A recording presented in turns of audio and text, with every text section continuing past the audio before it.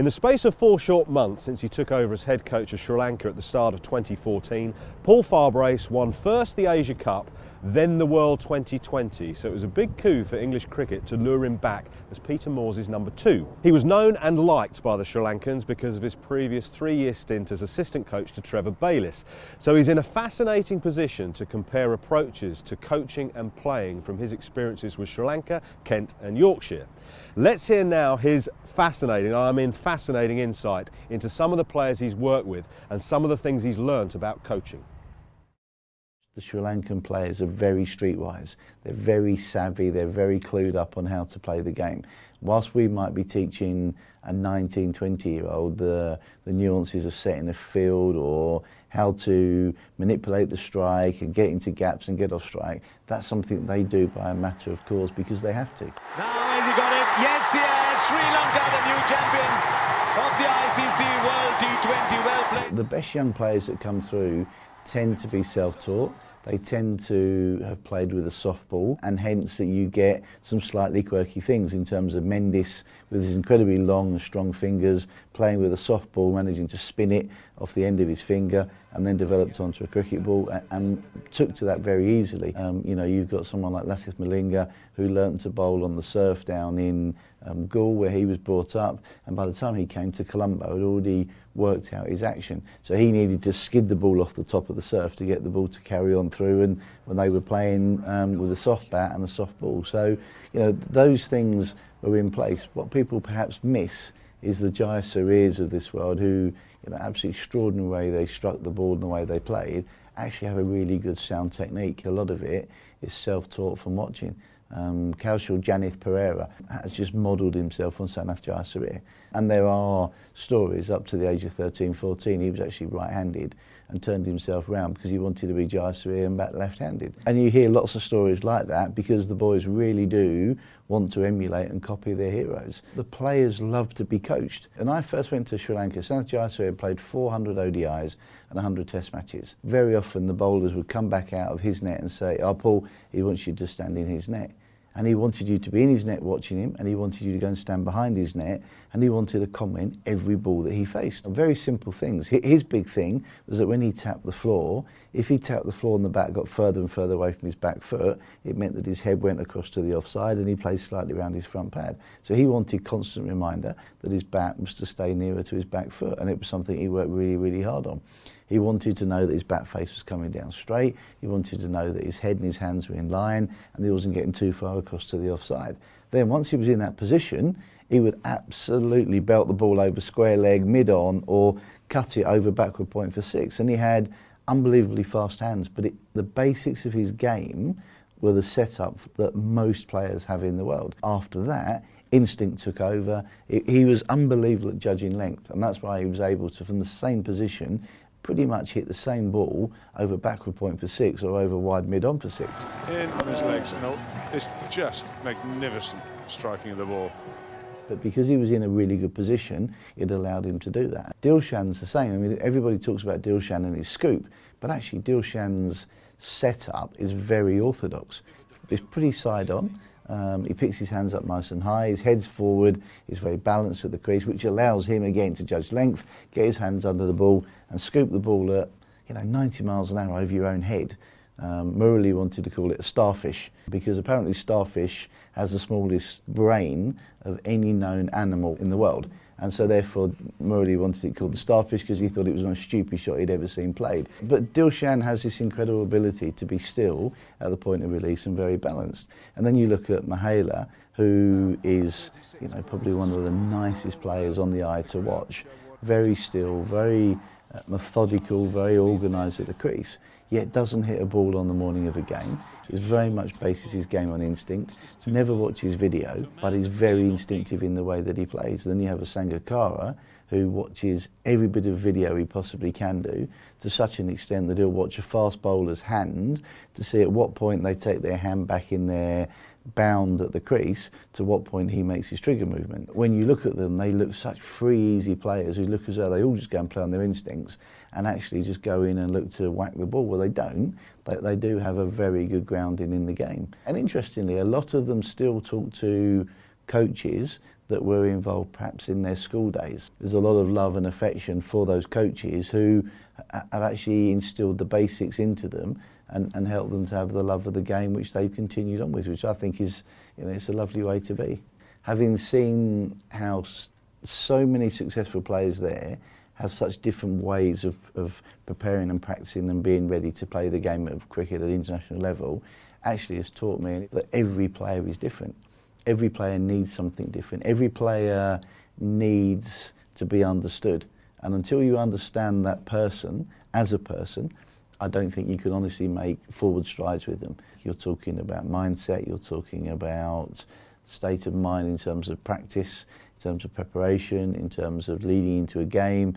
And once you're into that game situation, what's your mindset? When you've been successful, what were you thinking? Why were you thinking that? What set you up to play that well? And also, I think sometimes you spend a lot of time reminding players at international level just how good they are. If you have players that want to get better and you understand them as people, I think you've got a great chance of making a success then.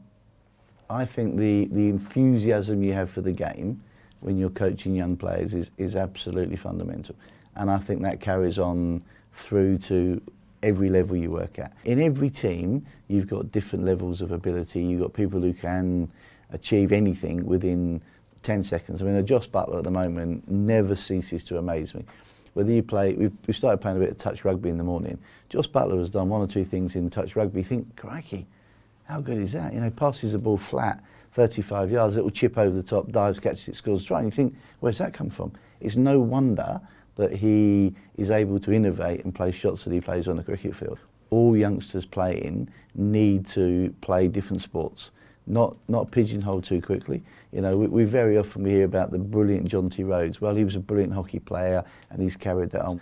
Encourage them to play other sports, encourage them to learn different movements, because I think the more you can do that, the more you learn about balance, about movement, and moving quickly, hand-eye coordination, judgment of length, all those sorts of things. The more you can do that, I think the better. So I think the enthusiasm you have as a coach is huge, and I think people go with you. When you're setting practices up where kids learn themselves, they almost teach themselves, I think that's really important as well. Kids do not all learn at the same time. And we all talk about having lesson plans and session plans and whatever.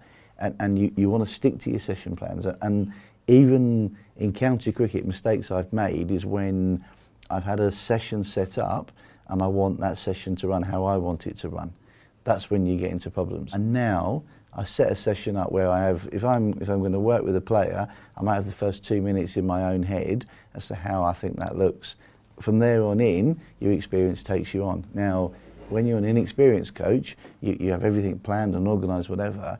Actually, sometimes not every player is going to go with you. Not every player is going to learn at the same stage. So your flexibility and allowing each player within your group to learn at their own time, learn in their own way, and find out how they learn. Set up some drills and skills that allow you to understand how different kids learn in different ways. Some learn by watching you. Others will learn from a quick explanation. Others might have seen something on television. Even at this level, coaches don't necessarily teach players. I don't think players learn from coaches. I think players learn from players. They watch on television, they see something on television, or they see a friend of theirs do something, or they see someone older at the same club do something, and then they come and ask you about it. And that's where you as a coach have got to be ready to be able to help them. Players come to you and say, how am I going to get off strike? Where are my singles going to come from? And you say, well, we'll throw a few. Let's throw a few. Let's put a few cones out and set a field, and let's see how you get them through the cones. And I think that applies to young kids as well, 9, 10, 11, 12. Set some cones, throw some balls and say, let's see how many you can get through the red cones, through the blue cones, through the yellow cones. And they will naturally play shots that they've seen other people play. And then after a period of time, you can start to develop the shape of those shots. And you might drop something in and say, that's really good. You hit it through there really well, but let's see if we can hit them where they land twice before they go through the blue cones. So you're teaching them to hit the ball into the ground without saying, get your elbow high, let's hit the ball later. All the technical things that we would know as coaches, you don't want to dump it on youngsters. And I've made this mistake so many times. I get something in my head, I have some information, and I dump it on the player. And I know, I walk away and I think, all I've done there is dump information. I haven't actually helped that player, and I've done that at all levels. You think, well, I've got something for you, I've got something really, I want to share it. And sometimes the best sessions are when you say nothing at all. You encourage, you make it fun, you make it exciting, your enthusiasm and passion comes through, the players buy into that enthusiasm and passion, and they want to give it a go. And the more you can do that, I think the more chance you have of making a success of it. It can be a very loosely planned session if you have the confidence in your game to do it as a coach. Very often we talk to players about, you know, going and playing. Just go and play, go and enjoy playing. Sometimes as coaches we forget that and we take it personally if our teams don't do well, and that gets you knotted up a little bit inside, and then you dump your anxiety. And again, I'm speaking from experience on that. But you have to go through it, I think, and the quick learners perhaps make that mistake once and move on. Maybe the slow learners like myself, maybe make that mistake 3 or 4 times or over a season, and then at the end of the season you evaluate and you think, yeah, no wonder I got that wrong. You definitely do get something from every coach that you watch. Sometimes you think, well, I wouldn't do it like that. Other times you do it and you think, actually, I'm quite pleased because I've done that, or I'm saying the same thing. So you do get a lot of confidence from that as a coach. Chris Taylor, who is our fielding coach for the England side, has set some unbelievable drills up this summer. Once they're competitive, the lads are into them. They're absolutely flying into them. The Sri Lankan team were exactly the same. When I first went to Sri Lanka in 2007, Trevor Penny, who'd been the assistant coach then, said, treat them like an under-15 team. Because if you make it competitive and fun, they'll be all over it. And Trev said, I'm going to try something different today. And he got 2 big bins that were around the ground. He set them up on the outfield. We had 2 bats and a tennis ball, and we split the teams into 2, and we played with the bins as the wickets, and we played this truncated game of pairs cricket. It was absolutely incredible. And at the end of it, you had full-on international cricketers desperate to beat the other team in the game in tennis ball cricket. That was all we did that day. We didn't do any nets, we didn't do any fielding, we just played this game. And they talked about it for weeks and weeks afterwards. 1, because it was different, and 2, because it was what they did as a kid. And if you can maintain that love and enjoyment of the game when you're playing at the highest level, and actually remember that everyone in your team once was a budding 11, 12, 13, 14-year-old cricketer who wanted to play for England or wanted to play for Kent or Yorkshire, whatever. If you can have that bit of fun from time to time, it goes a long way. Sometimes the simple ones are the best ones, and sometimes the players, whatever level, get more fun out of them.